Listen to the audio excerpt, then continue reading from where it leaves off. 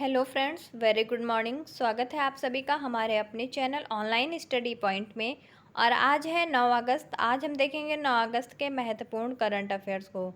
दोस्तों, अगर आपने अभी तक हमारे चैनल को सब्सक्राइब नहीं किया है तो फटाफट सब्सक्राइब कर लीजिए और साथ ही बेल आइकन ज़रूर दबाइए ताकि हमारे वीडियोज़ की नोटिफिकेशन आप तक पहुँचती रहें। चलिए शुरू करते हैं आज 9 अगस्त के महत्वपूर्ण करंट अफेयर्स के प्रश्नों को। आज का पहला सवाल है, हाल ही में किसको ग्लोबल लीडर अवार्ड 2023 से नवाजा गया है, या ग्लोबल लीडर अवार्ड 2023 किसे मिला है? तो दोस्तों, इसका सही जवाब है ऑप्शन सी, जय सैनी को। ये हैं जय सैनी, जैसा कि आप देख रहे हैं बीच में खड़े हुए हैं। जय सैनी को अफ्रीका में हेल्थ केयर विस्तार के लिए ग्लोबल लीडर अवार्ड 2023 से सम्मानित किया गया।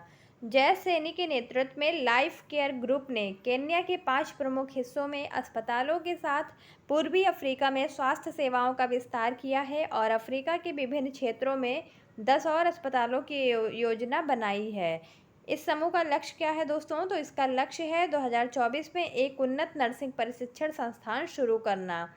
तो यह अवार्ड किसे दिया गया है? जय सैनी को दिया गया है। और किस लिए दिया गया है? तो लाइफ केयर ग्रुप के माध्यम से हेल्थ केयर विस्तार में सहयोग देने के लिए इन्हें यह अवार्ड मिला हुआ है, ग्लोबल लीडर अवार्ड जिसे नाम दिया गया है। ठीक है,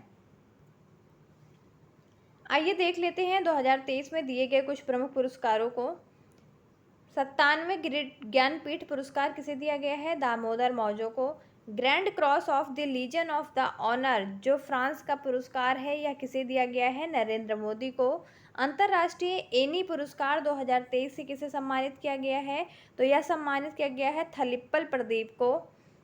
थलिप्पल प्रदीप को दोस्तों क्यों दिया गया है? इन्हें ऊर्जा एवं पर्यावरण के क्षेत्र में वैज्ञानिक शोध को बढ़ावा देने के लिए और वैश्विक मान्यता दिलाने के लिए एनी अवार्ड दिया गया है और यह 15वां संस्करण था। ठीक है, इसका इस्टेब्लिशमेंट कब हुआ था? तो इसका इस्टेब्लिशमेंट हुआ था 2007 में। ठीक है दोस्तों, तो याद रखिएगा। प्रतिष्ठित पेन पिंटर पुरस्कार, दोस्तों ये प्रिंटर नहीं है बल्कि पिंटर है। क्या है? पिंटर, PINTER, पिंटर अवार्ड किसे दिया गया है? तो यह दिया गया है माइकल रोसन को। अच्छा, माइकल रोसन को यह अवार्ड क्यों दिया गया है? तो यह दिया गया है क्योंकि इन्होंने अपने लेखन के माध्यम से अन्य व्यक्तियों के डिग्निटी और राइट्स को बचाने के लिए लेखन किया है ना। मतलब जो लोग दूसरों के राइट्स और डिग्निटी को बचाने के लिए आवाज़ उठाते हैं उनको पेन पिंटर प्राइज़ से नवाजा जाता है। और यह माइकल रोसन कहाँ के रहने वाले हैं? तो ये ब्रिटिश के रहने वाले हैं। ठीक है, चलिए अगला सवाल देख लेते हैं। किस भारतीय अमेरिकी को टेस्ला के नए चीफ फाइनेंशियल ऑफिसर के रूप में नियुक्त किया गया है? तो दोस्तों इसका सही जवाब है ऑप्शन बी, वैभव तनेजा। ये है वैभव तनेजा जी, जैसा कि आप पिक्चर में देख रहे हैं, और इन्हें टेस्ला के नए फाइनेंस ऑफिसर के रूप में नियुक्त किया गया है। वैभव तनेजा को टेस्ला का नया मुख्य वित्तीय अधिकारी नियुक्त कर दिया गया है। वह जाचरी किरखोर्न का स्थान लेंगे जिन्होंने कंपनी में 13 वर्षों के बाद पद छोड़ा है। तनेजा 2016 में कंपनी में शामिल हुए थे और फरवरी 2017 में सहायक कारपोरेट नियंत्रक बने। 2018 में उन्हें कारपोरेट नियंत्रक के रूप में पदोन्नत किया गया और 2019 में तनेजा टेस्ला के मुख्य लेखा अधिकारी के रूप में नियुक्त किए गए थे। तो दोस्तों ये काफ़ी लंबे समय से टेस्ला कंपनी के साथ जुड़े हुए हैं और इन्होंने समय समय पर अपने अनुभवों के माध्यम से पदोन्नत भी हासिल की है। ठीक है, तो वैभव तनेजा को टेस्ला का नया फाइनेंस ऑफिसर बना दिया गया है। जान लेते हैं टेस्ला के बारे में। इसकी स्थापना हुई थी 1 जुलाई 2003 को। इसका मुख्यालय है ऑस्टिन टेक्सास में, यानी कैलिफोर्निया यूएस में है। ठीक है, और इसकी स्थापना कब हुई थी? 1 जुलाई 2003 को हुई थी। तो याद रखिएगा। सीईओ कौन है इसके? तो इसके सीईओ हैं जो एलन मस्क हैं। देख लेते हैं अन्य कुछ प्रमुख कंपनियों को और उनके सीईओ के बारे में। व्हाट्सएप के सीईओ कौन है दोस्तों? तो यह विल कैचकार्ट बन गए हैं। यूट्यूब के सीईओ कौन है? तो नील मोहन हैं। कोरा के सीईओ कौन है? तो एडम डी एंजलो हैं। और इंस्टाग्राम के सीईओ कौन है? तो दोस्तों इसके एडम मोसेरी हैं, जो मतलब एडम मिसोरी को इंस्टाग्राम का सीईओ बनाया गया है। ये इसमें जो नाम लिखा हुआ है केविन सिस्टोम, ये केविन सिस्टोम इंस्टा के को फाउंडर हैं। दोस्तों सीईओ और को फाउंडर में डिफरेंस होता है। सीईओ वर्तमान में कौन कार्यकारी अधिकारी है, तो वो है एडम मोसेरी, और इसके को फाउंडर कौन थे, तो ये केविन सिस्टोम थे। ठीक है दोस्तों, आप सभी के लिए अर्धवार्षिक जनवरी से जुलाई तक के करंट अफेयर्स एक पीडीएफ के रूप में आ चुके हैं, जिसमें करंट अफेयर्स को टॉपिक वाइज डिस्कस किया गया है और इसमें 700 से अधिक एमसीक्यू को भी सम्मिलित किया गया है ताकि एग्ज़ाम के लिए आपकी प्रैक्टिस सेट भी बनी रहे। तो दोस्तों इस पीडीएफ की कीमत है मात्र 59 रुपये। इस पीडीएफ को अपनी तैयारी को और बेहतर बनाने के लिए ज़्यादा से ज़्यादा ज़रूर परचेज़ करें ताकि आप एग्ज़ाम में भी जल्दी से जल्दी रिवीजन कर पाएँ। ठीक है, और कोई भी टॉपिक आपका छूटने ना पाए। तो दोस्तों इस पीडीएफ को प्राप्त करने के लिए आप डिस्क्रिप्शन में नीचे लिंक में जाकर क्लिक कर सकते हैं और वहाँ से प्राप्त कर सकते हैं। अगर आपको वहाँ पीडीएफ डाउनलोड करने में या पेमेंट करने में कोई दिक्कत आती है तो आप नीचे अवेलेबल कराए जाने वाले व्हाट्सएप नंबर पर संपर्क कर सकते हैं। ठीक है, चलिए देख लेते हैं अगला प्रश्न। हाल ही में किस राज्य ने एक जिला एक उत्पाद योजना लागू की है? वन डिस्ट्रिक्ट वन प्रोडक्ट लागू करने वाला राज्य कौन बना? तो यह बना है ऑप्शन बी गुजरात, यानी गुजरात ने हाल ही में एक जिला एक उत्पाद योजना लागू कर दी है। गुजरात सरकार ने अपने स्वदेशी उत्पादों को बढ़ावा देने के लिए 58 करोड़ रुपए के अनुदान के साथ एक जिला एक उत्पाद योजना लागू कर दी है।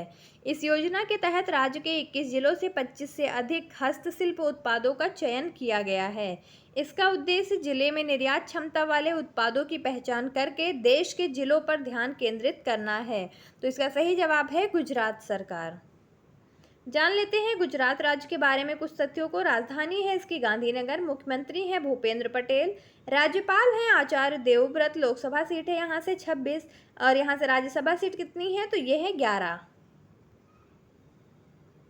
देख लेते हैं 2023 में लॉन्च की गई कुछ प्रमुख योजनाओं को जो अन्य राज्यों में लागू की गई हैं।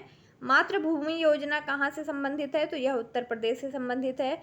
मुख्यमंत्री आदिवासी परब सम्मान निधि योजना किससे संबंधित है, तो यह छत्तीसगढ़ से संबंधित है। मुख्यमंत्री वृक्ष संपदा योजना किसके द्वारा लॉन्च की गई, तो यह छत्तीसगढ़ राज्य के द्वारा लॉन्च की गई है। दयालु योजना किस राज्य की सरकार के द्वारा लॉन्च की गई है, तो यह हरियाणा राज्य के द्वारा लॉन्च की गई है। ठीक है दोस्तों, इन प्रमुख योजनाओं को आप जरूर याद रखिएगा, एग्जाम में ये अक्सर पूछे जाते हैं। नेक्स्ट है, हाल ही में किस राज्य सरकार ने हस्तशिल्प एवं हथकरघा निगम का नाम बदलकर हिमक्राफ्ट रख दिया है, तो दोस्तों इसका सही जवाब है ऑप्शन डी हिमाचल प्रदेश। हिमाचल प्रदेश राज्य हस्तशिल्प एवं हथकरघा निगम लिमिटेड का नाम बदलकर हिमक्राफ्ट निगम कर दिया गया है।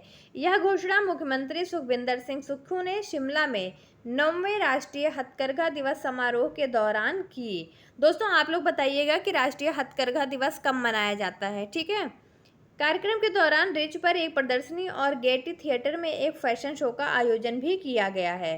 तो इसका सही जवाब है हिमाचल प्रदेश राज्य। बात कर लेते हैं हिमाचल प्रदेश की। इसकी राजधानी है शिमला, जो गर्मी में इसकी राजधानी होती है। ठंडी में इसकी राजधानी कहाँ शिफ्ट हो जाती है, तो ये धर्मशाला में शिफ्ट हो जाती है। हिमाचल के मुख्यमंत्री कौन है, सुखविंदर सिंह सुक्खू हैं।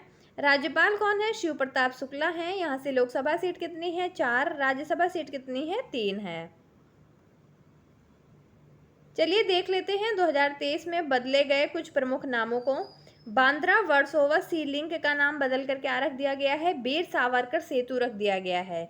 अहमदाबाद जिले का नाम बदल कर क्या रख दिया गया है, अहिल्याबाई होलकर नगर रख दिया गया है। ठीक है, औरंगाबाद शहर का नाम क्या रख दिया गया है, छत्रपति संभाजी नगर रख दिया गया है। राउरकेला हॉकी स्टेडियम का नया नाम क्या रख दिया गया है, बिरसा मुंडा अंतर्राष्ट्रीय हॉकी स्टेडियम। दोस्तों इसे भी याद रखिएगा, ये भी एग्जाम में आजकल पूछे जा रहे हैं। नेक्स्ट है, इस वर्ष 10 दिवसीय मालाबार एक्सरसाइज की मेजबानी कौन सा देश करेगा, तो दोस्तों इसका सही जवाब है ऑप्शन ए ऑस्ट्रेलिया। दोस्तों इस बार ऐसा पहली बार हुआ है कि ऑस्ट्रेलिया को मालाबार एक्सरसाइज की मेजबानी मिली है। ठीक है, और इसमें क्या होता है, क्वाड ग्रुप के 4 देशों का समूह होता है जो समुद्र शक्ति पर अपनी शक्तियों का प्रदर्शन करते हैं। ठीक है।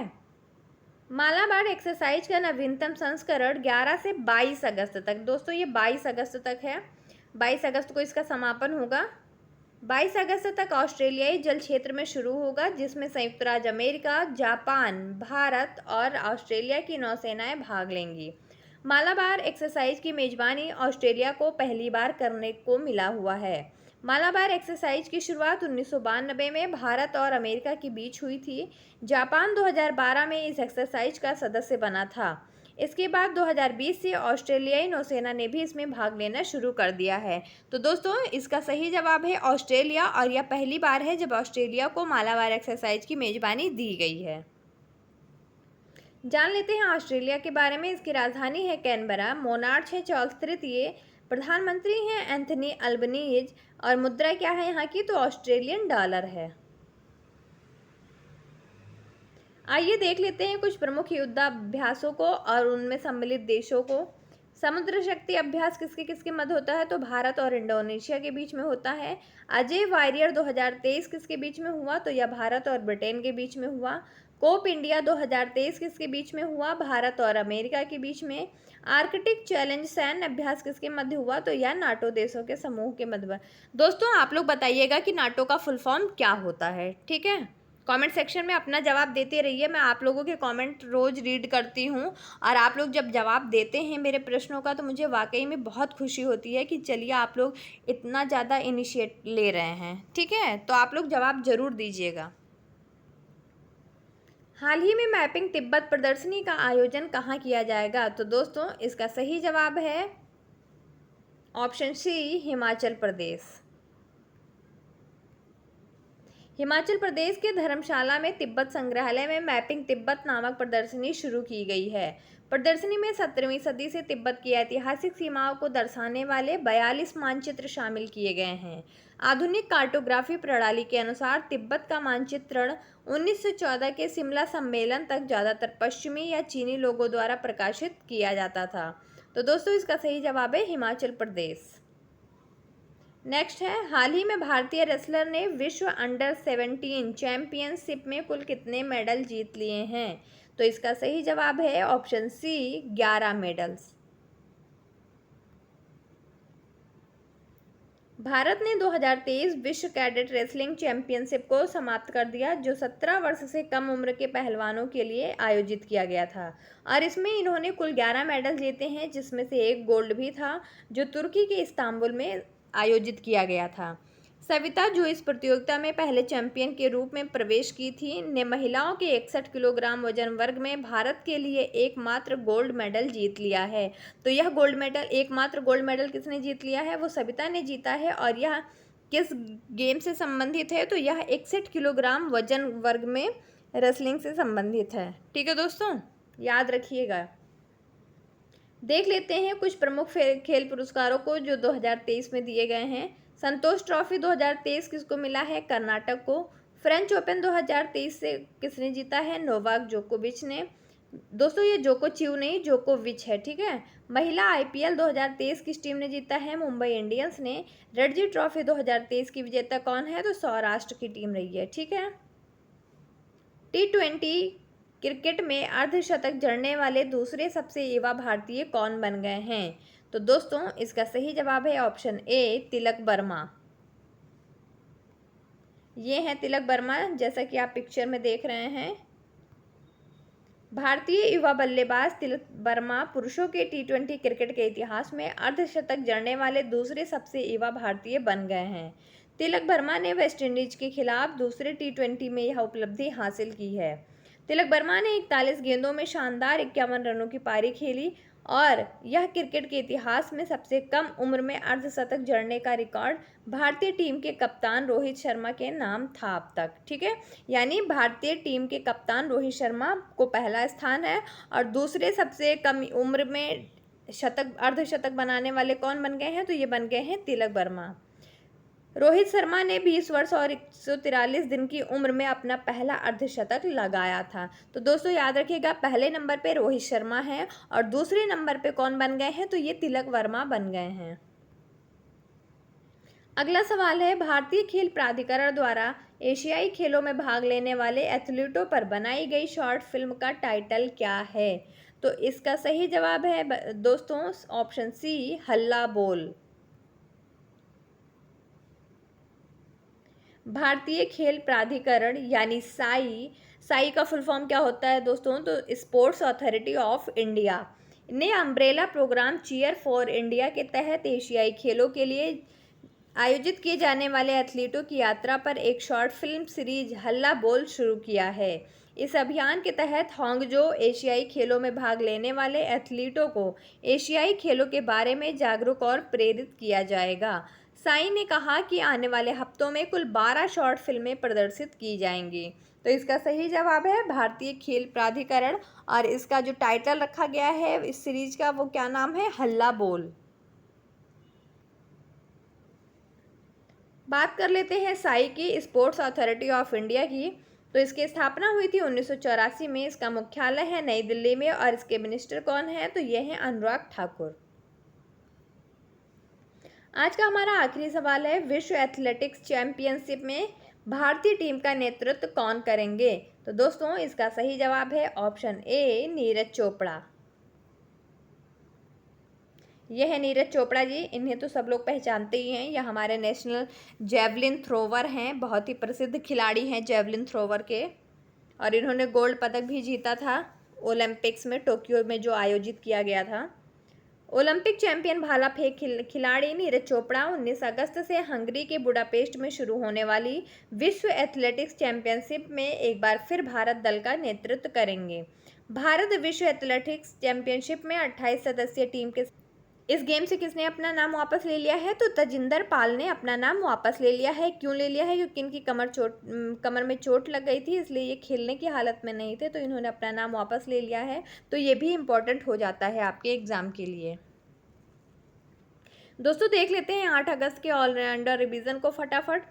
कंबोडिया के नए प्रधानमंत्री के रूप में किसे नियुक्त किया गया है? हुन मैनेट को। हाल ही में टुगेदर वी आर्ट नामक एक विशेष कला प्रदर्शनी कहाँ शुरू हुई है? पटना, बिहार में।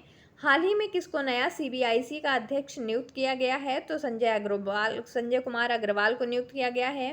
हाल ही में राष्ट्रीय हथकरघा दिवस कब मनाया गया? 7 अगस्त को। हाल ही में सबसे ज़्यादा कमाई वाले बैंक के सीईओ कौन बने हैं? शशिधर जगदीशन। हाल ही में किस राज्य में गैंडों के संरक्षण के लिए राइनो टास्क फोर्स गठित किया जाएगा? बिहार में। कौन सी भारतीय सबसे कम उम्र में तीरंदाजी में विश्व चैंपियन बनी है? तो यह बनी है आदिति स्वामी। किस भारतीय खिलाड़ी ने स्पेन में महिला टेनिस हार्ड कोर्ट स्पर्धा में युगल खिताब जीत लिया है? तो प्रार्थना थोम्बारे ने जीत लिया है। नेशनल जेवलिन डे प्रतिवर्ष कब मनाया जाता है? 7 अगस्त को। हाल ही में लोकसभा सचिवालय ने किस नेता की लोकसभा सदस्यता बहाल कर दी है? तो यह है राहुल गांधी की सदस्यता लोकसभा सचिवालय के द्वारा फिर से बहाल कर दी गई है। तो दोस्तों ये थे हमारे 8 अगस्त के ऑलराउंडर रिवीजन, और अब देख लेते हैं आज के प्रश्न को। कंबोडिया के नए प्रधानमंत्री के रूप में किसे नियुक्त किया गया है? दोस्तों ऑप्शंस दिए गए हैं, आप फटाफट अपने जवाब कमेंट सेक्शन में भेजते रहिए, और आप वीडियोस अच्छी लगी हो तो प्लीज़ ज़्यादा से ज़्यादा लाइक और शेयर करें तथा अपने दोस्तों से सब्सक्राइब करवाएं। दोस्तों आज के लिए बस इतना ही। आप सभी का बहुत बहुत धन्यवाद। आप सभी का दिन शुभ हो।